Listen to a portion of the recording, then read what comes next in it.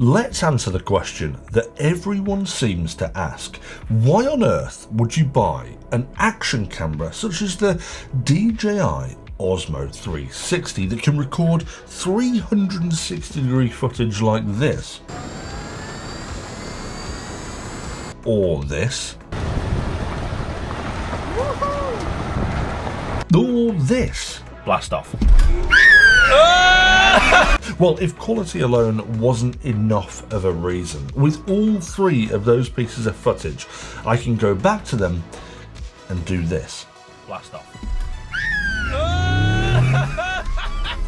Now this means that I can capture footage of absolutely everything that's going on, every angle, and be able to immerse myself back into that footage and create angles that you just can't do with a single lens action camera. I'd say that a 360-degree camera is easily one of the most useful pieces of video equipment that I own to create episodes of STU'S Reviews, and we've used them extensively over the years.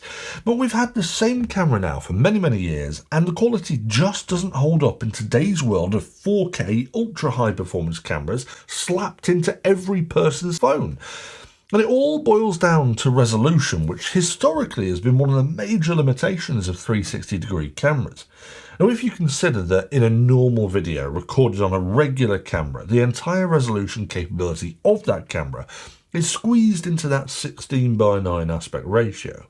Now, if we apply that to 360-degree cameras, you're now stretching that resolution all the way around that image. This in itself isn't necessarily an issue, but it is when you consider that most people don't view 360-degree footage in VR. They watch it on flat screens, so typically you crop in to a flat image like we often do to focus things on one particular angle at a time, so that the footage translates to that flat screen medium. But what this does in turn is take 100% of that resolution that's spread around a 360-degree image and crop down into just a quarter of that resolution. Maybe a third at best. So if you're shooting at 4K in 360 degrees, you've just lost a huge amount of that resolution by cropping it in to a more standard format. You've gone from 4K to 720p, possibly worse. So imagine my joy when we found out that the DJI Osmo is capable of 8K filming, which means cropping into one angle, I'm still getting 4K or perhaps just under 4K, but close enough that we're getting the highest standardized resolution viewable even after cropping and translating it to a flat screen medium, giving far greater flexibility in what you show and how you show it. What's also giving it a higher image quality is not just the resolution, it's the massive 1/1.1 inch sensor. Being almost square and specifically developed for 360-degree footage, it means that the sensor is being utilised a lot more. If the sensor was a regular rectangle, for example, the circular footage of the 360-degree camera from one of its lenses means that a huge amount of sensor space is being wasted, it's not being used. Make it a square sensor and utilisation of that sensor space increases massively, and you only get a tiny little bit of the corners not being used. So it's great to see the inclusion of this almost square sensor that allows for that greater resolution. But as we all know, image quality isn't all about resolution.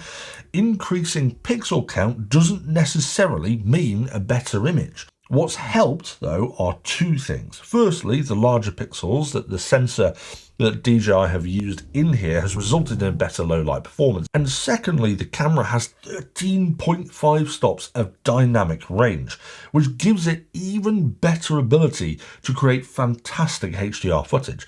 Which I must add, if HDR is your thing, it's bloody incredible with the Osmo 360 considering how much it's having to deal with a 360 image.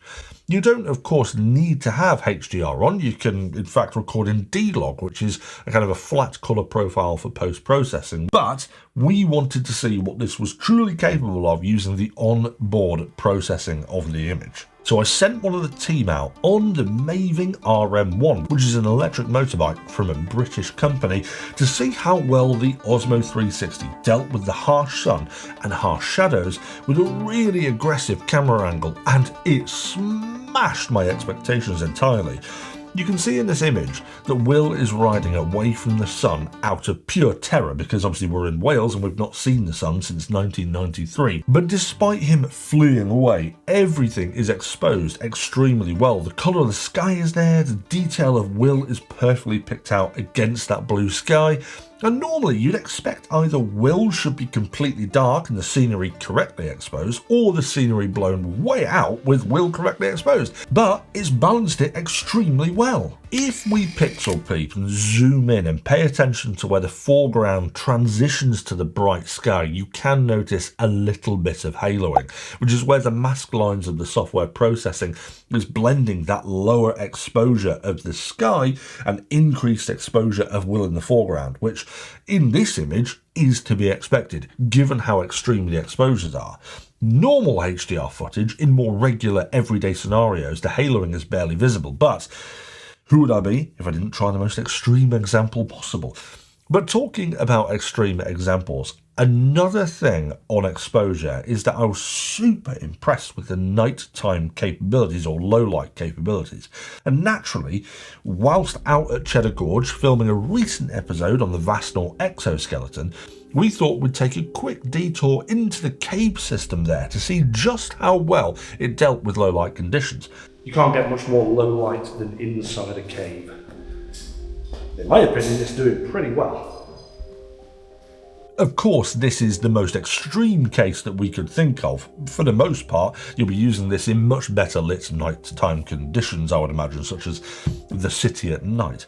But even still, I thought it performed really bloody well. It actually has a dedicated mode as well called Super Night Mode, which supposedly tunes the shooting to boost the image even further. But from testing in the caves, I actually found the standard 360 video to be more than sufficient. Oh yeah, look at that! Jeez! And in fact, when putting on Super Night, it occasionally made the stabilisation struggle slightly, so I think I would only use the Super Night mode when stationary or doing more stable movements and not crouching around, crawling around in a cave like Gollum. Overall though, whether using the Super Night mode or not, this low light capability is actually still really impressive, and it's largely down to that 1-inch sensor allowing much more light into the lens during low light conditions. But what really got me though was how well this dealt with two separate exposures for the two lenses. Often with the others that I've tried, you get a really clear difference in exposure between the top lens and bottom lens, resulting in poor stitching between the front and the back. But the Osmo did a really good job of balancing this. For the most part, bar the occasional lens flare, it balances the strong lighting from the top in the cave with the darkness of the floor extremely well. Now, night mode isn't the only mode that this can shoot in. There's a ton of other modes available, and to show you every single one would take an entire episode on its own. But to quickly whiz through them, there's a few photo modes, there's a selfie mode to lock onto you with a selfie stick, there's a time-lapse mode, and a bunch of single shooting modes too, so that you can use it like a more traditional action camera. But in all honesty, the standard mode is just so good and the camera software so adaptable that I've found for the most part I've left it in the standard 8K panoramic mode, which gives me the most flexibility with post-processing, which on that point is very easy with this device. It's also one of the reasons why I don't add any of the film tones to the footage mine within the camera, because I'd rather add that at post-processing for ultimate flexibility. But you can either edit the footage taken with this on the companion app, where it connects to your phone via Wi-Fi 6, or if you have a PC or Mac, you can use the DJI Studio app and connect it via USB 3.1, letting you work straight from the camera, which has a huge 128 gig internal memory, which drops to about 105 gig if you take the onboard OS into account. But this means in turn that you don't actually have to import the footage before you work on it.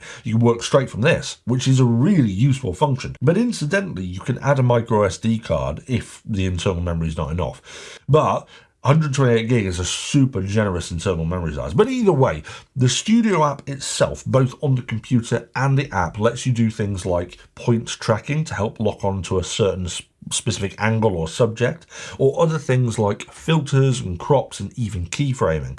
Post-processing, in my eyes, is the biggest hurdle in the experience of 360-degree cameras. It's not like a phone or other form of camera where the footage that you take requires next to no crafting or editing because it's already in that flat medium for view on any device. 360 footage isn't, so you have to get it to work into a digestible format. And I will say that the experience that DJI have created is probably the most seamless and easiest that I've tried, and their object tracking is incredible. This automatically runs after you've selected a point to track, and it works extremely well, but not that I'm surprised, of course, because DJI have had years of experience with tracking technology through their drone lineup. And it's very, very clear that they've used that experience there in the post-processing software of the 360-degree footage. So although the end result isn't quite as quick as recording with a regular flat medium camera like your phone, it's been a big delight with how easy DJI have made making this digestible. But I think for me, one of the biggest pulls and delights of the Osmo 360, and perhaps a major reason why you'd look to get one if you're thinking about getting a 360-degree camera, is the ecosystem.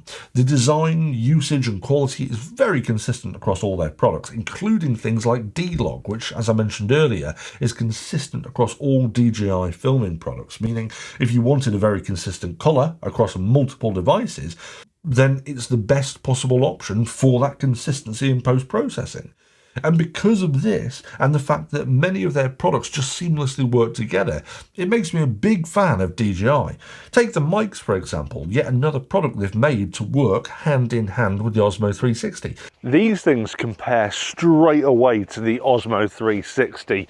Without any adapters, without any plugins, it's just turn on the Osmo 360 and they're pretty much paired and ready to go. That means great video and great audio. And then you've got no end to the accessories that it can work with too. And there's a few package and combos that you can get on the website, and they come with a bunch of different accessories for it, which I'll be honest, normally I'd tell you to leave because I'm an old man and I hate add-ons. But controversially for me, there are two accessories that I actually think are a must-have for the Osmo 360, and the first is a selfie stick. The Osmo has a tripod thread on the base, so you can use a selfie stick or any selfie stick with it, and you should still get that magic invisible selfie stick effect where the selfie stick just disappears and looks like you've got a drone following you. But the DJI selfie stick has a magnetic mount that clips onto this and holds it tight, so it makes it much quicker to take off and remove, and it's made in such a way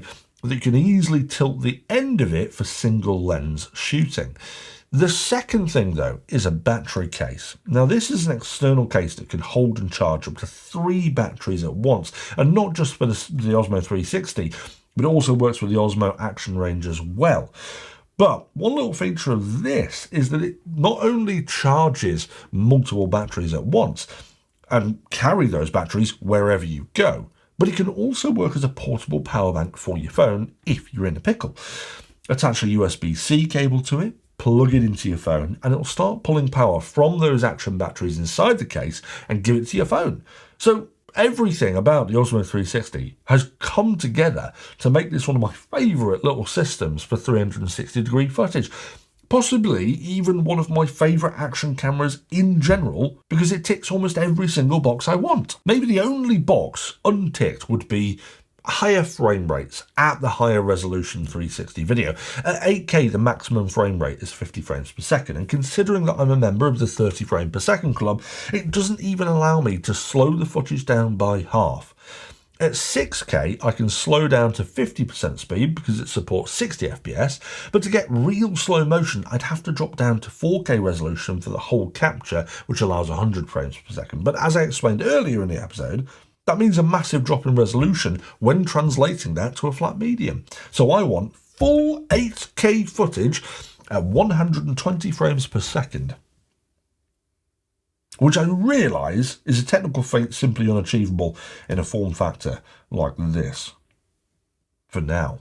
But even still, the 8K footage, it just shows how well this camera deals with thermal management, because it can record 100 minutes of 8K footage before it stops. And that clearly shows how well the engineers have designed this product. Perhaps one other feedback before we sort of close up and summarise. And this has been an irritant with all 360-degree cameras, not just this one. The design of every 360-degree camera, by necessity, has the lenses extremely exposed, and simply placing it down on a surface without the silicone cover that it comes with could potentially scratch that lens. What really irritates me though is that no manufacturer, as far as I'm aware, offers an easy user serviceable part to quickly take the outer lens off and replace with a fresh one. You can do, but it involves using heat guns and all manner of technological know-how which will eventually void your warranty.